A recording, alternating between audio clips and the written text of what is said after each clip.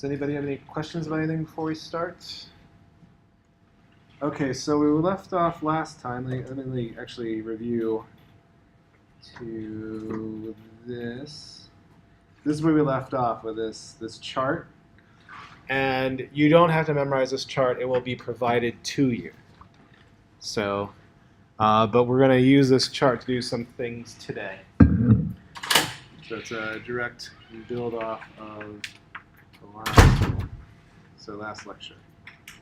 Okay.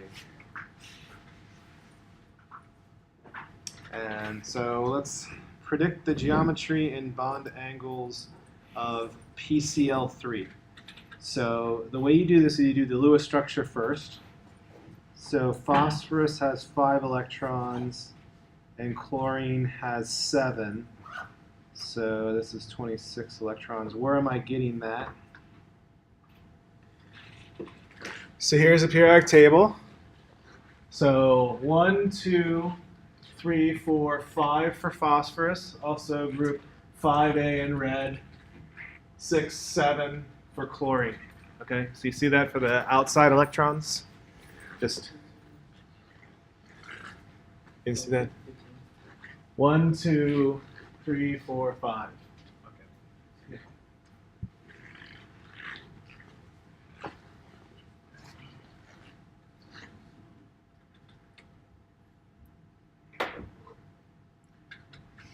So 26 electrons, phosphorus in the center, 3 chlorines. So each line is worth 2 points, or 2 points, 2 points, 2 electrons. I guess it could be points. Make it a competition. So 2, 4, 6. Then we got to place the electrons. So 6, 8, 10, 12, 14, 16, 18, 20, 22, 24, 26. Okay, so now when you look at phosphorus here, phosphorus has 3 things. I'm sorry, 4 things. Ah, can't talk.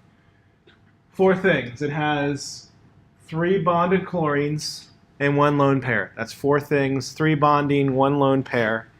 And that's a pyramidal geometry. So if you go to the chart,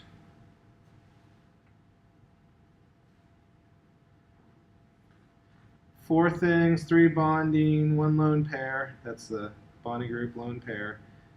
That's pyramidal geometry. And the bond angle is a little less than the perfect tetrahedron, 109.5. So this means it's pyramidal. It's a pyramid. And these bond angles here are slightly less than 109.5 degrees. So, being that's the perfect tetrahedron, why is it less than that? Because it has this huge region of negative charge up there. So VSEPR, valence shell electron pair repulsion, which means if this is 109.5 with this big amount of negative charge here, what happens? It scoots in. So that negative charge pushes the other ones in. That's the valence shell repulsion. So does this make sense? Questions with this? Okay. So it's pyramidal geometry. Yeah, and then the bond angles. It's a little bit less. So predict the geometry and bond angles. So it's a little less. The bond angle is less than 109.5. It's about 109.5, but a little less.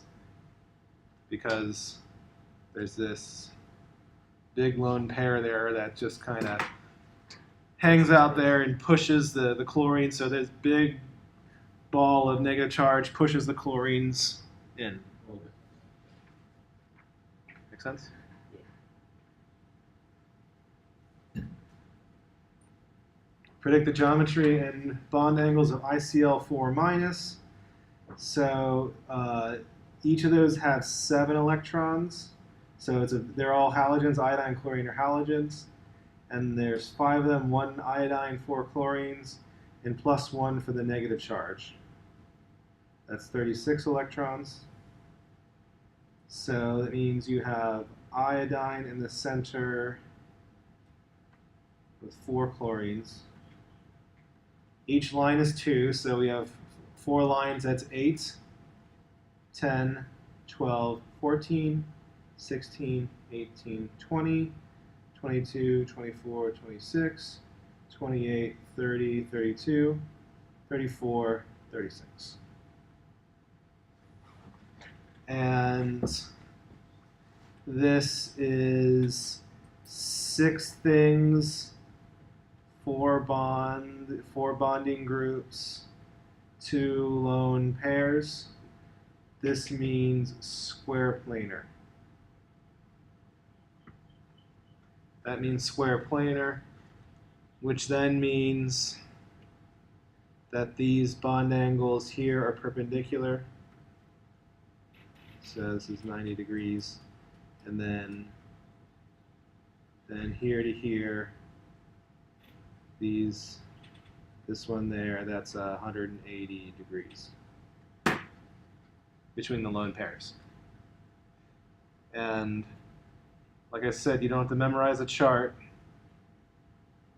but 4 things, 2 lone pair, square planar, and you have so if you had the lone pairs, everything here is 90 degrees, and then by the lone pairs, it's 180 degrees. But I guess that's not a bond angle, that's just they're above and below. And then it's 6 because there's 4 bonding and 2 lone. Yeah. Yeah, the number there. 6 things, 4 bonding, 2 lone pair.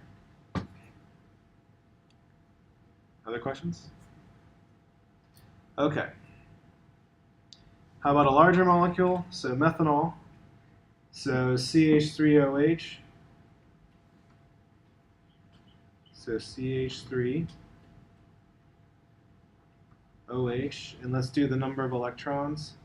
There's 4 from carbon, plus 6 from oxygen, plus 4 times 1 for hydrogen. So that's 14 electrons. And where am I getting that? Carbon there. It's 4 over, right? Lithium, beryllium, boron, carbon up over 4. That's 4. Nitrogen, oxygen, 5, 6. So 4 for carbon, 6 for oxygen. Like so. So we have to place 14 electrons. What? Oh, cut out? Oh, jeez. Thanks for letting me know. Okay. So we have 5 lines, right? So count the lines. 1, 2, 3, 4, 5. 5 lines. That's 10 electrons. And carbon has 1, 2, 3, 4. That's 8. Oxygen has 2, 4. That's 4. It needs 8. And we have 4 electrons to place. So 10, 12, 14. So place electrons out. And what is the geometry of this molecule? Well, if you look at the carbon, actually I'll stick with black. Look at the carbon is tetrahedral. And which means then the angles are going to be about 109.5. It'll be a little bit less because this OH is a big negative electron group. And then the oxygen on this side, this has 2 bonding, 2 lone pair, which means this is bent. So when you take a big molecule like this, you have to break it apart. So carbon, if I'm not the world's best yoga master, but imagine there's an OH, and now it's like this. Okay, so there's 4 things. So if it's carbon looking at it, carbon sees this as tetrahedral. There's 4 things. Oxygen sees it as bent. It has this carbon and a hydrogen and then itself. Right, so you have to look at it in terms of each center. But the most important part of it is that this OH group is bent, which means we'll learn later it makes this molecule be polar. And because of that, there's various things that make the molecule. After the molecule's polar, there's certain things that are important because of that. So, does this make sense? Predict the geometry and about each interior atom in methanol and make a sketch of the molecule. Well, I mean, I just drew the Lewis structure. If I want to make a sketch, okay, make a sketch. Here's carbon. Here is oxygen, and we'll give it some legs and a nose. So that's what it'll look like. Here's my sketch of methanol. But I like the Lewis structure. Okay. All right, so does this make sense? Any questions? Let's see if you're following. So, what is the shape of ammonia? I've taken the liberty of putting the Lewis structures there for you. And here is the VSEPR chart. The number of things, the number that are bonding, the number that are lone pairs, and then the molecular geometry of that.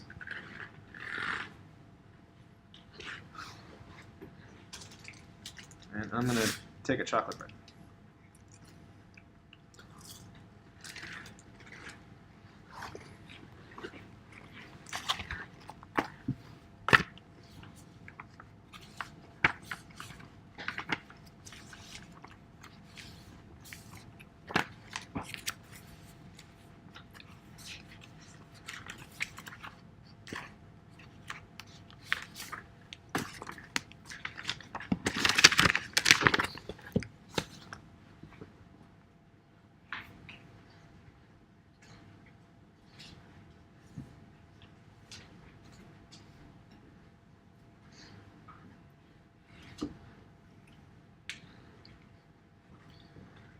Oh, I'm feeling the sugar already.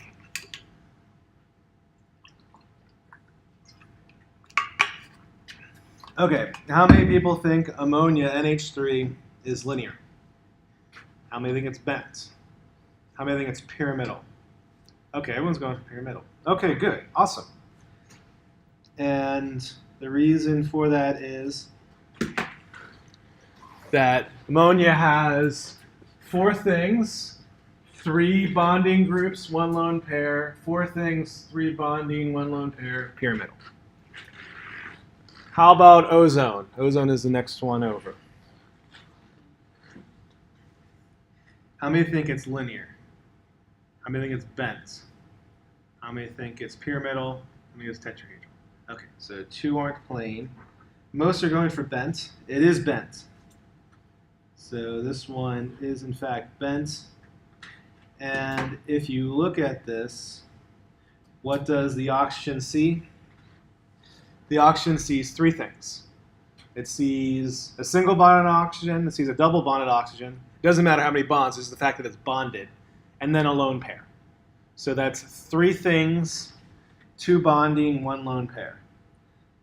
So, which is bent. Do you guys get that? Okay. So, Justin, do you get it? Yeah. You guys are doing a lot better. You're a lot more reactive than the noon class. Noon class was dead today. You guys are giving me better feedback. So thank you. It's easier to read you guys. The noon class just... So I felt like I was talking to a graveyard. Okay. So one of the things I mentioned I'm building up to is whether or not a molecule is polar.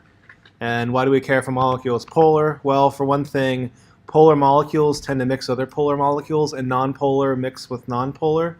Also, this has certain things with spectroscopy. So polar molecules tend to absorb much more readily in the infrared spectrum, for instance. So, okay, so let's look at hydrogen chloride. So HCl, hydrogen chloride in the gas, or hydrochloric acid. We have hydrogen here and chlorine is more electronegative, so which means the electron density can be drawn towards the chlorine. So electrons are like a fuzzy gas. They can be in many different places at once. And this electron is being shared between hydrogen and chlorine. Well, actually, two electrons are being shared. But the electron's like, well, I can hang around with hydrogen or that has a +1 center, or I can hang around with chlorine that has a +7 center. So what happens is the electron density gets drawn towards the chlorine, and then that makes the chlorine end of the molecule slightly negative, and then the hydrogen end slightly positive. What do I mean by slightly? I mean less than 1.6 times 10 to the minus 19 coulombs. That's the charge of a proton or electron. Okay, so it's a positive, it's a slight positive or negative. It's just less than a full electron or full proton. And since electrons are fuzzy gases that can float and kind of be in many different places at once, it's perfectly reasonable that it spends 40% of its time here and 60% of its time here, all at the same time. And so that makes this molecule slightly positive on this end and slightly negative on that end. And that's also what this one is going here like this. So you have a higher electron density around the chlorine and lower around the hydrogen. So in that lowercase delta, that means partial. Okay, so let's talk about a different linear molecule.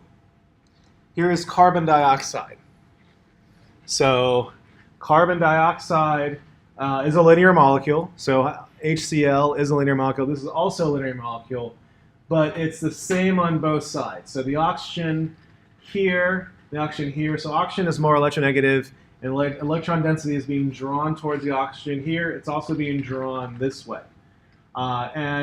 It's really easy to remember if there's going to be a polar bond or not. If it's two different atoms, it's a polar bond. If it's the same atom, it's a nonpolar bond. Okay? So you don't have to sit around and memorize all the electronegativities.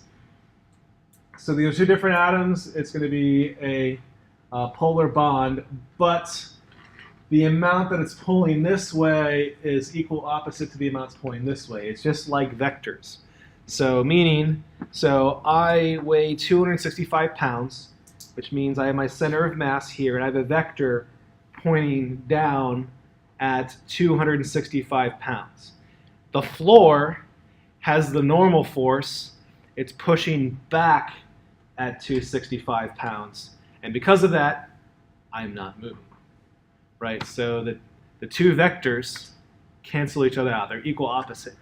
Just like here, the vectors are equal opposites, and so they cancel. And so because of that, there is no net moment, and this entire molecule is then nonpolar. And I'm trying to show you there with the equal opposite kind of thing. Now let's talk about water. Now you can do. I mean, it's easy up and down. Like the vector is equal opposite, but you can also have angles. So when you push at an angle, so I'm pushing the desk at an angle, I have a component going up, and I have a component going this way. So pushing up like that, and an oxygen here. So oxygen is a more electronegative, so electron density is being drawn both sides this way. So the vector is going like this. The ones coming this way, there's a component this way, they cancel. So along this side, they cancel, but the ones going up, they add, and then you have an overall vector going this way.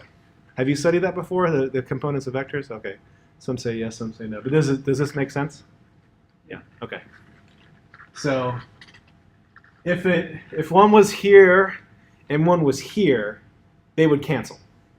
But since it's like this, they cancel this direction and they add this direction. So because of that, the electron density flows this way, and then we have a partial negative on this end of the molecule, partial positive on this end of the molecule. So, shape polarity. Draw a Lewis structure, determine the molecule has polar bonds. That's easy. If it's a different atom, it's a polar bond. Determine if they add together to form a net dipole moment, just like this. So let me show you the shortcuts. So the shortcuts are, if there is a bent molecule or a pyramidal molecule, it's polar. There is not any example when there's a bent molecule that it's not polar. So ozone is all oxygen. It's a polar molecule. It's a bent molecule. So all bents are polar, all pyramids are polar. Now, for linear, planar, and tetrahedral, if one atom is different, it's polar. If they're all the same, it's nonpolar. So let me give you an example. So here's a linear molecule. I already mentioned carbon dioxide. So carbon, oxygen, oxygen, they're the same. The amount that's pulling this way is equal opposite to the amount that's pulling this way. They cancel each other out. This molecule is nonpolar. It's linear. Hydrogen cyanide, HCN. One atom is different. So either way, it's going to be pulled more on one end or the other. Because of that, one end is going to be positive, one end is going to be negative, and so you're going to have a polar molecule. Does that make sense? So it depends on the molecule. Yeah, it depends on the outside atoms, specifically. It depends on the molecule. If the atoms are the same, it's nonpolar. If they're different, they're polar. And I mean the outside atoms. So the carbon dioxide, the two outside atoms are oxygen. So the same atom, not polar. Hydrogen cyanide, you have a hydrogen and a nitrogen, two different atoms, so it's polar. Does that make sense? So same thing with planar. So boron trifluoride, these are all fluorines, all the same atom. This molecule is nonpolar. Formaldehyde, you have oxygen, hydrogen, hydrogen, so the oxygen is different than the hydrogens, therefore this molecule is polar, because it has one atom that's different. But the outside atoms of the trigonal planar are different. They'll be polar. Yeah, if they're the same, that's nonpolar. If one's different, it's polar. Make sense? That says the text of the dipole moments of three identical polar bonds at 120 degrees from each other will cancel. But if they're not identical, then they won't cancel. And tetrahedral. So let me illustrate the tetrahedral.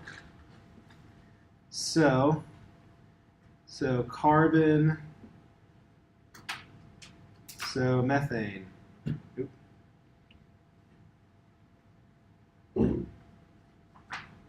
So methane. These are all the same. So since they're all the same, this molecule is nonpolar.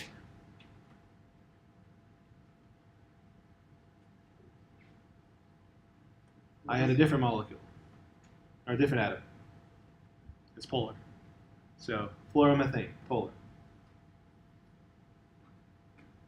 Sorry, what was the previous?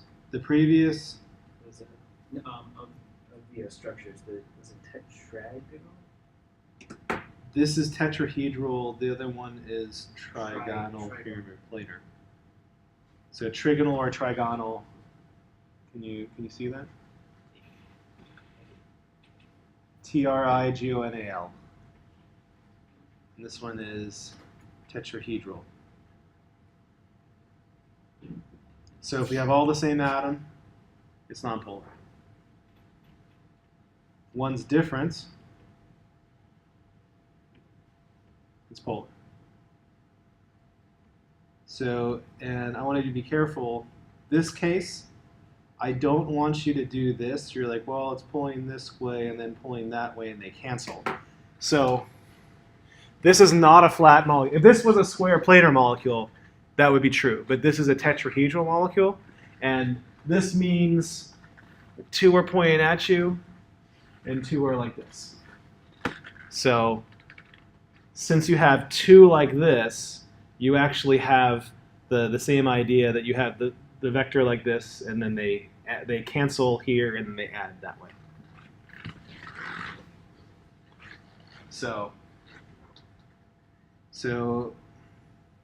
difluoromethane is polar. Trifluoromethane or fluoroform here is polar. Tetrafluoromethane, nonpolar, because they're all the same.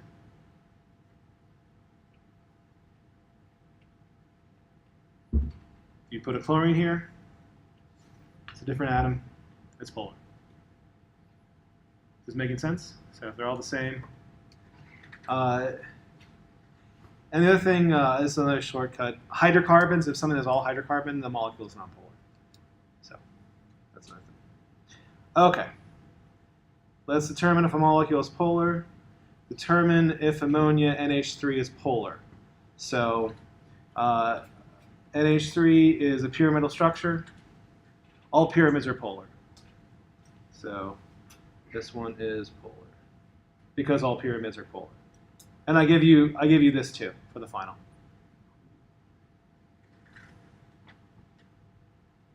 This chart at least. It's in black and white though. The unfortunate thing is you can't see the red arrow. But it tells you. That red arrow's on the back. This one here?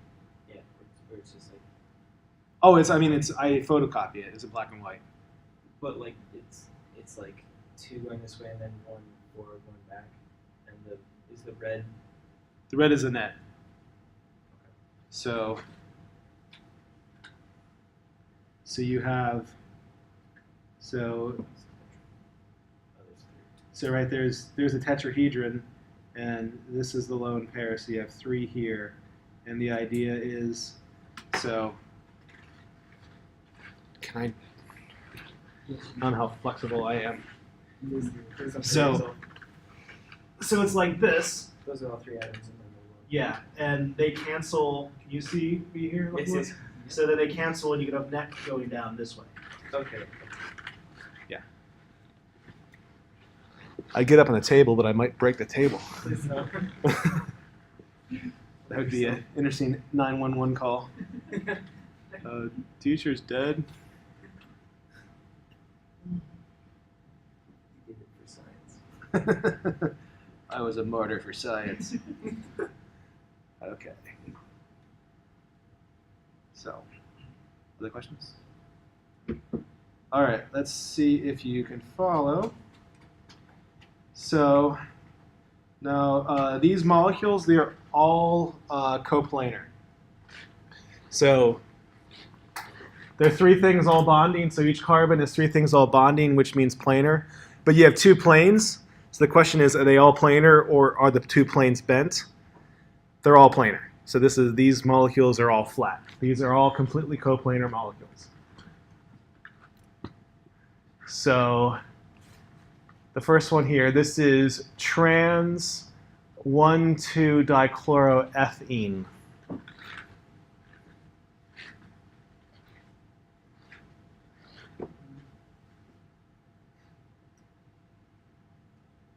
So don't worry about the names. You'll learn about that in organic chemistry if you take organic. So how many people think this molecule is polar? How many think it's non-polar? Okay, so people aren't plain. That's fine. So there is a vector going this way, and there is a vector going this way.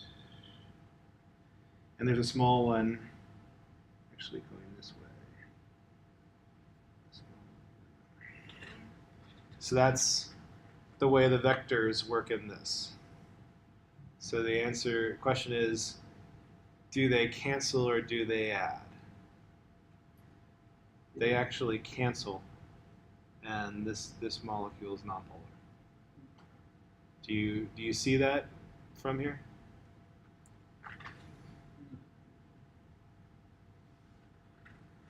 Because the component-wise, right? So So if you have a flat molecule, and one is pointing this way and one's that way, the same length, they cancel across the middle. Okay. Right, and the smaller ones are this way, and they cancel across the middle too.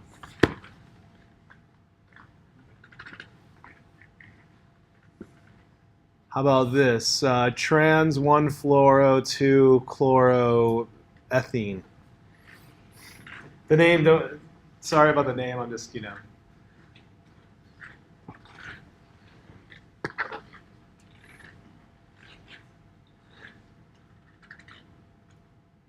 So is this one polar or non-polar? How many think it's polar? Okay, awesome. All right. You got it, because we got the big honking arrow this way, and you got the smaller one that way, and it's just not enough to cancel. Good, good. How about 1,1-dichloroethene? The last one on the right.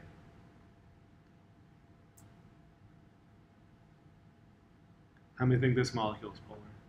All right, good. Good, you go for that. This one also is polar. And it's because the vectors go that way, and then they add along that direction, making this direction negative. Questions with this? Man, you guys are doing great. The new class, I had to go over it like 5 or 6 times. Okay.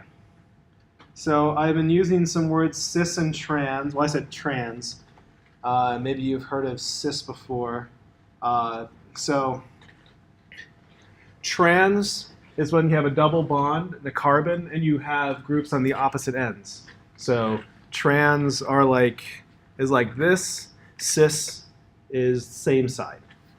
So this is cis. This is trans. And so why do we care? If you ever have hydrogenated oils, it has trans fatty acids. So what are trans fatty acids? Well, the way that all plants and all animals store fats are in triglycerides. So here's glycerin, this molecule, 3 carbons with an OH. But instead of OHs, so the three of the OH, that's glycerin. Then here you have a fatty acid attached to the oxygen and the glycerin. And a fatty acid is just a long hydrocarbon with a C double bond O, OH on it. So that's called a carboxyl group here. So it's attached to that. So it's a ester, a tri-fatty ester, whatever, trilipid ester. So you have the lipid means fat. So this is how all plants and all animals here on Earth store fat. So it's the same for us as it is for whales, it is for fish, as it is for plants. The length and type of bonding inside this carbon chain is different. So for animals, we tend to have more what's known as saturated fats. It means we only have single bonds.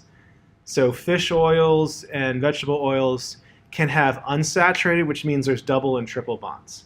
And then either the polyunsaturated, that means many unsaturation. So vegetable oils especially have lots of polyunsaturated fatty acids. That means that there's lots of single and double bonds in this carbon chain. So a fat that what it really looks like, so if you take a fat, it looks kind of like this. So you'll have the glycerin, the triglyceride, and then you have the groups. It'll go kind of dangle off to try to be as far away from each other as possible. And since everything naturally is cis, so cis is same side, trans is other side. You know, it's the fatty molecules are kind of kinked, so they have this kind of kinked look that's kind of spherical. So the way you make hydrogenated vegetable oils is you take vegetable oil and you heat it up and you put acid in it. So something like vinegar, something like hydrochloric acid.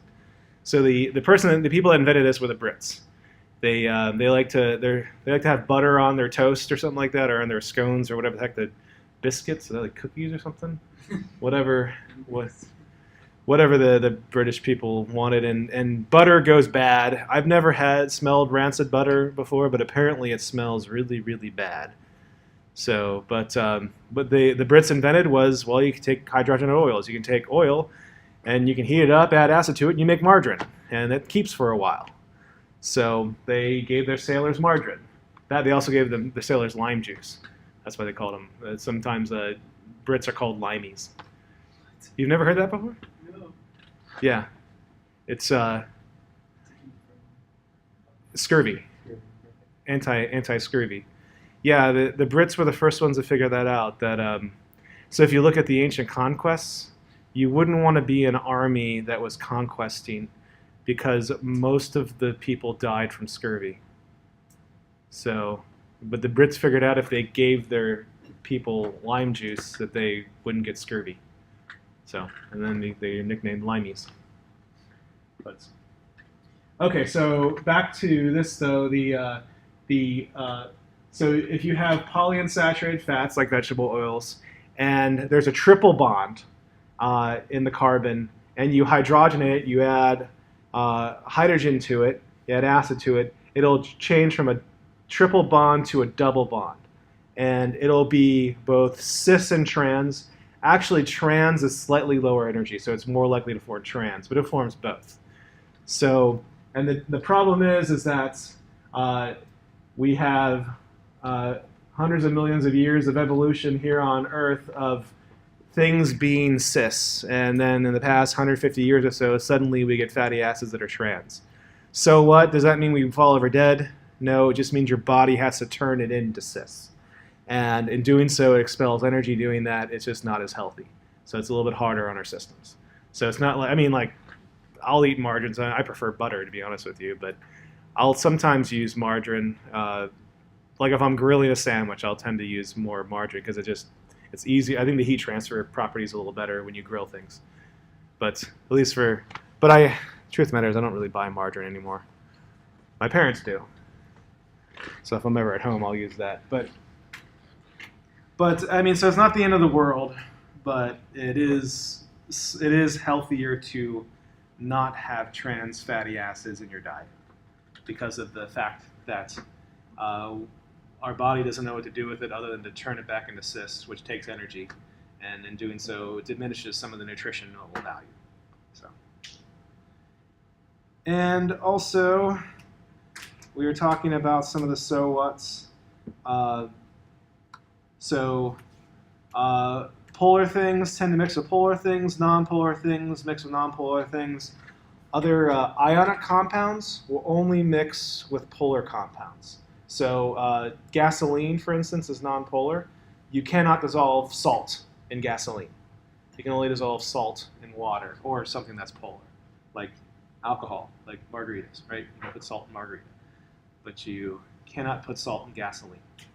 And why don't they mix? Well, here is my artistic rendition of a non-polar molecule. They tend to be long and sort of flat, like they're like chains. So here's gasoline or motor oil, and you're gonna put this in water. Water is kind of V-shaped, and water tends to align itself with a positive negative end pointed toward each other. So let's pretend you are an electron cloud there in a nonpolar molecule. What do you like better? Which do you find more attractive? Do you find purple? Do you like this nucleus over here in the other gasoline molecule, or do you like that partial positive charge on the water? And the answer is you find the water more attractive. So gasoline, so the electron cloud in the nonpolar molecule actually really likes the polar molecule. It would prefer to hang out with the polar molecule much more than the other nonpolar molecule. But what happens is water kicks it out of the way. So people think like when you put oil and water together, the oil just floats to the top right away. It's actually the water that's pushing the oil out of the way. What it does is it literally just pushes it, say, get out of my way. Because the water molecules, the positive ends like to kind of orient themselves with the negative ends by the Coulombic attraction. And if this other molecule gets in the way, they just shove it out of the way, and then they go back to it. And since we're in gravity, the gasoline is less dense. It floats to the top. So it's the combination of gravitation. So, but we can get oil and water to mix. And it's actually really magical. It's a very magical substance that we call soap. Soap is actually a magical substance. And has anyone ever made soap before? No one has. The way you make soap is you take fat, plant or animal, it's usually animal fat. Plant fat soap is also known as Castile soap. So if you ever go to Costco and see Castile soap, it means it's made from plants. You take fat, and then you mix it with lye, L-Y-E, lye, sodium hydroxide. And what that does, so you have triglycerides, so 3 carbons, that breaks the fatty acid bond from the glycerin molecule. The glycerin pops off, and then you have the fatty acid, and the C double bond O group, C double bond OOH, that becomes a negative anion, and then the positive, it's like so sodium hydroxide, then they have sodium plus the negative fatty acid, and this is known as an anionic surfactant, so negative ion surfactant. There's other types of surfactants. There's cationic surfactants. So anionic are the cheapest and they're the most common. You find them all over the place. So bar soap is basically all anionic. You can get non-ionic surfactants. That's what the stuff they put in like Dove. It doesn't work as well. So non-ionic has no charge. It doesn't work as well. You can also have amphoteric. That means there's an amino acid group in it. It can be both positive and negative, depending on the pH. Those tend to be more expensive.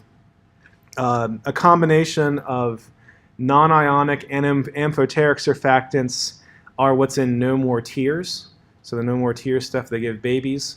And what that does, well, I'll talk about this later. It forms a micelle. The micelle it forms with the amphoteric and non-ionic, it has your eye, the pain cell in your eye has a hard time finding the negative charge. So if you put charges in your eyes, it sets off our pain sensors. It kind of fools our pain sensors. So cationic surfactants, they're just really harsh. So they're only used in small concentrations. They're also used for fabric softener. So the dryer sheets and fabric softener liquids, those have cationic surfactants. Also, they're antimicrobial. So bleach wipes. So the stuff they put in bleach wipes is the same stuff they put in the laundry sheets. So that you put in the dryer. So if you want, you can use those as antimicrobial. It's the same. So you can wet that and use as a bleach wipe. Bleach wipes actually don't have bleach in them. I mean, but they have what are called quaternary ammonium salts, and they're positive charged. And there's also ethoxylated. Those are just normal,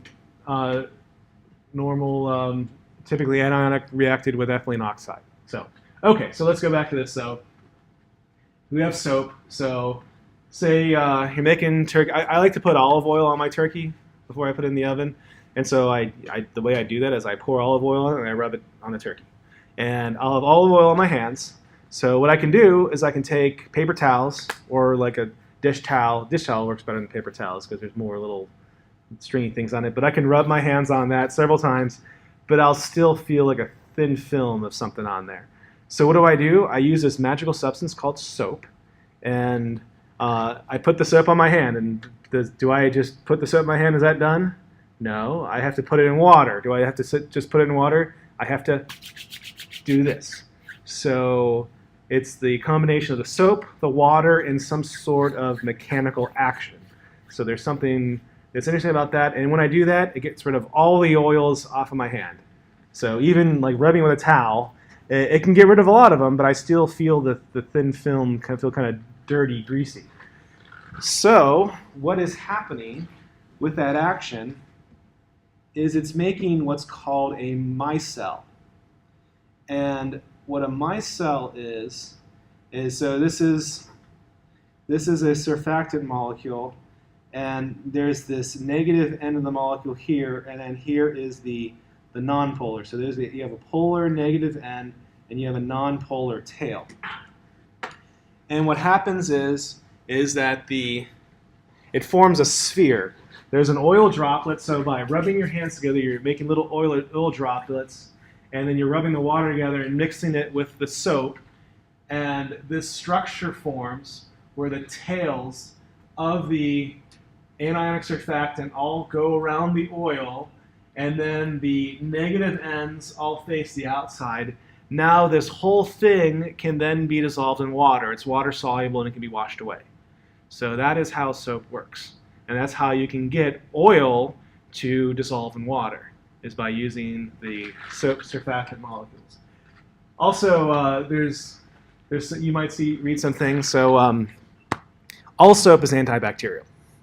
So there was a change in the labeling laws in the late 90s. I know this because I was working for Bath and Body Works at the time, and I was doing I was an intern, and I was in there looking at labeling laws. And the government changed the labeling laws such that for something to be called antibacterial, it had to have an antibacterial agent, and there's a list of them that are antibacterial. So bleach is antibacterial. Bleach is sodium hypochlorite. Triclosan is one more common one. That's antibacterial. So there's lots of things that are antibacterial. Soap is antibacterial by itself. Soap was invented about 5000 BC by the ancient Egyptians. Okay, and it's been cleaning hands and bodies since then all the way through today, and it's been antibacterial, antimicrobial. So it's worked for 7,000 years, right? So the fact that suddenly in the late 90s the U.S. government decided to call it antibacterial soap, and this is not antibacterial soap, has nothing to do with it. It's just a labeling law. Kind of like I remember at the same time there was high fiber. Popcorn came out. Popcorn has always been high fiber, right? The fact that the law was passed, say this, you can call this high fiber and this not high fiber, doesn't mean anything.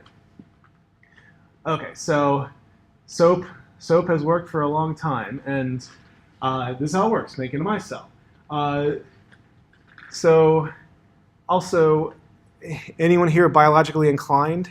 So what is a cell membrane made of? What's that? Phospholipid bilayer. So phospholipids. So phosphate group, PO4 minus 3. So you have a minus 3 phospholipid. So phospholipid bilayer, 2 of them. That's a cell membrane. A cell membrane is just 2 of these molecules. So a cell membrane is a molecular skin that's 2 molecules thick. So 2 molecules thick. In most animals, this is around 25 carbon atoms. So it's around 50 or so atoms thick. And doing so, you have outside of the cell, which is usually aqueous, right? So if it's a single-celled organism, it's somewhere like in the ocean. Or if it's like a red blood cell in our body, we have the blood plasma, the cell membrane. So phosphate group, lipid group, phosphate group. And the lipid attracted to lipid because it's nonpolar. The phosphate points out because it's in an aqueous environment. Now you have the cell's cytoplasm, which is also aqueous. So this is how you can make a molecular skin that's only 50 or so atoms thick, 2 molecules thick. And you can keep things out that's supposed to be out and keep things in. So you create a protective barrier that way. So same thing with organelles in the cell. They have bilayers as well. And there's some finer points with this too. You can have certain structures. You can get 2 of these forming, and you can form what's called liposomes. So that way you can do what's called encapsulated things. A cell membrane is more complicated than just a phospholipid bilayer. So we're animals, so we have cholesterol in our cell membranes too. There's also channels. So obviously you can't just have a thick skin and nothing gets in or out. There's channels for nutrients and waste to come back and forth and traverse that way. So, but essentially it's really just the phospholipid bilayer, among other things, and it works off the same principle that a micelle does with soap. But of course, micelles, it's only one layer. But also, you can have, within a micelle, inside the oil droplet, you can have like water or some other polar substance in there, and the surfactant molecule is flipped, where the tails are on the outside and the heads are on the inside. That's called a reverse micelle. So you can get water to dissolve into something like oil, so in a small amounts. And you can even have micelles inside the reverse micelle. So it's like layers upon layers upon layers. So kind of like if we're in a computer simulation, or are we in a simulation of a simulation of a simulation? Simulation. Yeah. Have you heard that argument before? That's a scary argument, actually, because there's no way to prove it. Or disprove it, I should say. So, okay. That's where we ended at the noon class. And you guys are ending like almost 20 minutes early. So, anybody have any questions? Oh, and I'll end with a chemistry joke. Do you know what this is? This is transparence. So it's ma and pa in the trans position and their parents. So that's one thing about chemistry. It's tough to be a chemist because our jokes are terrible. Okay.